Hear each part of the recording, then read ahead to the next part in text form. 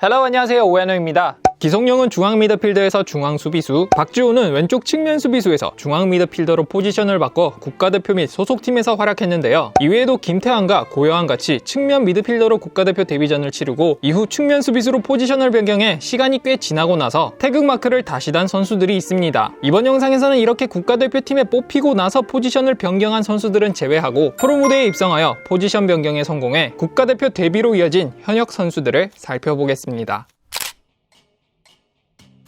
김신욱은 지난 2009 시즌을 앞두고 중앙 수비수로 울산에 입단했습니다. 당시 K리그 공식 홈페이지와 가이드북에도 김신욱의 포지션은 수비수로 등록돼 있었는데요. 막상 2009 시즌이 시작되자 그의 주 포지션은 중앙 수비수에서 최전방 공격수로 바뀌었습니다. 중학교 때부터 대학교 시절까지 주로 미드필더와 수비수로 뛴 김신욱에게 프로 입성 후 갑작스런 포지션 변경이 이뤄진 것인데요. 이 시기 김신욱은 한 인터뷰에서 동계 전지훈련 때 수비수로 출전한 연습 경기 때 골을 많이 넣었더니 갑자기 공격수로 투입됐다고 설명했습니다. 당시 울산 김호곤 감독은 196cm의 장신 선수를 수비수보다는 공격수로 키우기로 판단했고 이 결정은 김신욱의 커리어를 완전히 바꿔버렸습니다. 이 장신 공격수는 울산 철퇴 축구에서 공격의 중심으로 팀을 2012 AFC 챔피언스리그 우승으로 이끌었고 이후 전북과 상하이 선화에서도 고공폭격기로 맹활약했습니다. 김신욱은 태극마크를 달고 2번의 월드컵 무대에 나서는 등 국가대표팀에서도 꽤 인상적인 활약을 펼쳤는데요. 그는 대표팀에 있어 아주 유용한 공격 자원 중 하나로 특히 체격 조건은 아시아 무대에서만큼은 독보적입니다.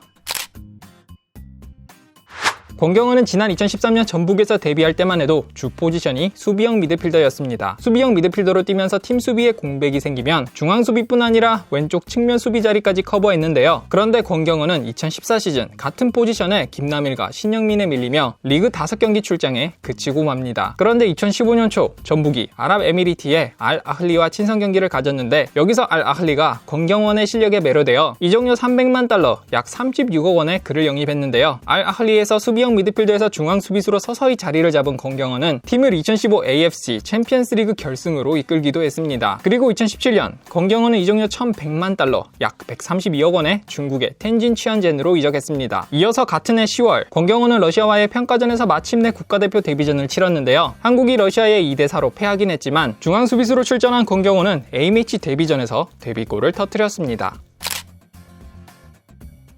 현재 공격적인 오른쪽 측면 수비수로 활약 중인 김문환은 프로 데뷔 때만 해도 윙어였습니다. 김문환은 대학교 시절까지만 해도 최전방 공격수였다고 하는데요. 2017 시즌 부산 유니폼을 입은 뒤부터는 윙어로 계속 출전하게 됐습니다. 그러다 지금은 고인이 된 당시 부산 조진호 감독이 공격적이면서도 좋은 수비 가담 능력을 보여준 김문환을 본격적으로 측면 수비수로 경기에 나서게 했습니다. 이렇게 김문환은 부산에서 백3에서는 윙백, 백포에서는 풀백 등을 소화하며 측면 수비수로 정착했는데요. 그리고 그는 포지션 변경 약 1년 만에 2018 아시안게임 금메달 획득과 함께 국가대표팀에도 데뷔하며 많은 축구 팬들에게 이름을 알리게 됐습니다.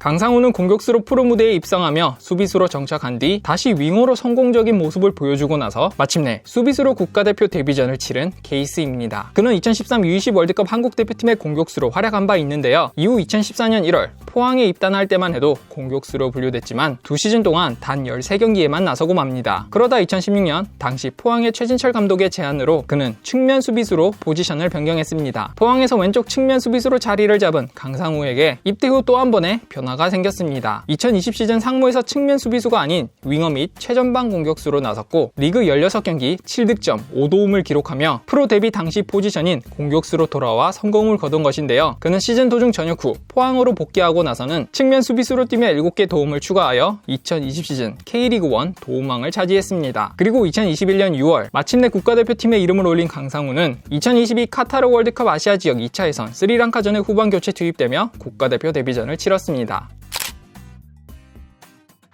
2014년 전북에 합류할 때 이주용의 포지션은 윙어였습니다. 그는 중학교 때 축구를 시작한 이후 계속 윙어로만 활약했다고 하는데요. 그런데 전북의 공격진이 워낙 막강하다 보니 이주용은 출장 기회를 잡기 힘들었습니다. 그러다 당시 전북의 최광희 감독이 여름 전지 훈련에서 이주용을 왼쪽 측면 수비수로 기용하기 시작했습니다. 이후 이주용은 포지션 변경에 성공하며 그의 축구 인생 또한 달라지기 시작했는데요. 전북에서 주전 및 백업 선수로 커리어를 이어가던 그는 2015년 6월 아랍에미리트와의 친선 경기에서 국가대표로 데뷔했습니다. 이후 이주용은 파울루 벤투 감독 체제하에 국가대표팀에 다시 선발되기도 했습니다.